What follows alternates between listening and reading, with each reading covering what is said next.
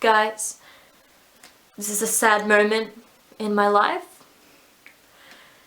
I legitimately just finished Empire of Storms and I don't know how to feel. So for those of you who don't know what series Empire of Storms is a part of, it's a part of the Throne of Glass series by Sarah J Maas. And a bit of a non-spoiler summary for those of you who don't know what the series is about. It's about this assassin named Celaena Sardothien who gets rescued from the salt mines of Endovia and taken to the king's castle to compete in a competition against 23 other murderers and thieves and soldiers to become the king's champion. Basically, the person who'll do all the king's dirty work. So, Celaena goes competing in this competition to try and win her freedom until the champions start getting killed off one by one. That's when all the shit happens. So this is where the non-spoiler stuff ends. I'd recommend you don't watch the rest of it unless you don't want to be spoiled, because I will be delving into what happens in the series in the next part of the video. So if you don't want to be spoiled, then goodbye and I'll see you next time. For those of you who are staying, hey, it's Caitlin, I'm back again, and I wasn't joking when I said I just finished Empire of Storms. I finished it about 10 minutes ago and I knew that I had to film because a lot of books recently that I've been reading, I've read it and I haven't filmed a review and then I've just forgotten all my thoughts because I haven't been writing them down. So we're going to film this review now. Before I can forget anything, let's go. So first off, I went into this book blind. I didn't read the synopsis, I didn't read anything on Goodreads, on Sarah J Maas's website about the book, zilch. All I had was my knowledge from the previous books, which were freaking amazing, and I didn't think it could get any better. The only thing, I was so excited for Rowan and Aylin's scenes, like you have no idea. Oh, it was just the one thing that I was waiting for the entire book, because after finishing like Throne of Glass, it's like, oh my god, gotta get on to Crown of Midnight. Finishing Crown of Midnight, you just like, what, she's Aylin? Gotta read Air of Fire. Then next, she's leaving Rowan behind, she's going back to Rifthold, gotta read Queen of Shadows, and then you finish Queen of Shadows, and her and Rowan are just kindling their shit, and you want more, and you can't get enough, and then you read Empire of Storms, and was that need satisfied? Oh my god. Those scenes were beautiful. 8 pages on the first scene. You guys, the scene, you know what I'm talking about. A moment of silence for my heart, please. Still beating like crazy. Oh my god. But then, another little concern that I had going into this book was the point of views from Manon's point of view. I think that's how you say her name. It's how I've been saying it.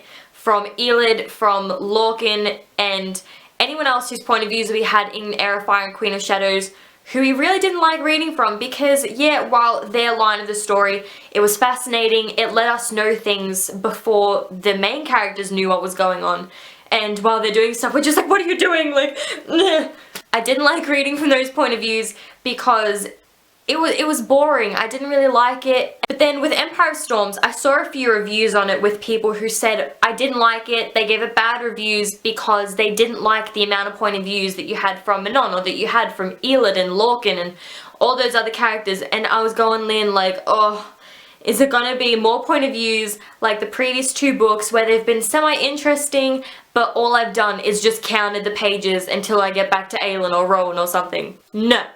No. I started reading this book, it started off from frickin' Elena's point of view, like back over there 1,000 years ago, and I legitimately almost started crying because it was just so beautiful. And the backstory in this novel, I frickin' loved it because you learn so much about the past, and so many secrets that have been building up over the previous few books were just completely uncovered in this one little 600, almost 700 paged novel, and everything makes so much sense right now. But yeah, back into the point of views, because that's what I was talking about before I got a little bit off track. I loved those point of views. I mean, reading from Manon's point of view and seeing everything that was going down with her grandmother, how she's really a crotchin queen, and not, like, she's half iron teeth, half crotchin. And it's like, you killed your half-sister, but she had no way of knowing that, and her grandmother's a bitch. We've known that since, what, Air of Fire? Queen of Shadows? One of the two. We've known it. We've known it all along. And then Elid, my god, I really found Elid's point of views annoying in Queen of Shadows. I'm sorry, I love the girl, but they were just so bland and nothing was really happening. I feel like it was just to fill in the gaps in the previous books, but this one, and her whole travels with Lorcan, and we get to see that she's not the damsel in distress as she's portrayed to be in Queen of Shadows, but she can fight for herself, and she's beautiful, and everything is just amazing about this girl. And then Lorcan. Bloody Lorcan. I freaking hated him in Queen of Shadows because he was such a dick. And then you read Empire of Storms and he grew on me so much until that those last few chapters. Those last few chapters where everything went to hell. I've cried in like every single one of these books, and we get to the end of Empire of Storms and I'm thinking, maybe I won't cry in this book. Maybe this will be the one book by Sarah J Maas that I will not shed a tear.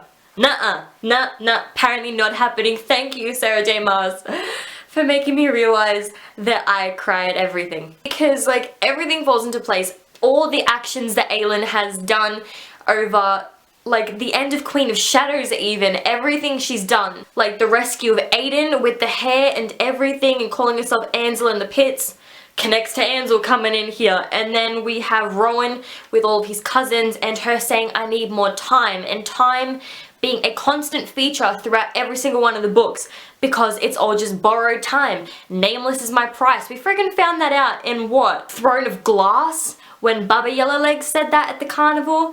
And the time thing is just everything. Everything Elena did, everything that she said, it all connects to this. Everything to do with the Amulet of Orinth, or the word marks, or the clues that was left everywhere. Every single thing that Sarah J Maas has put into these books, it all connects back to Empire of Storms. And I think that, how can an author foreshadow that well?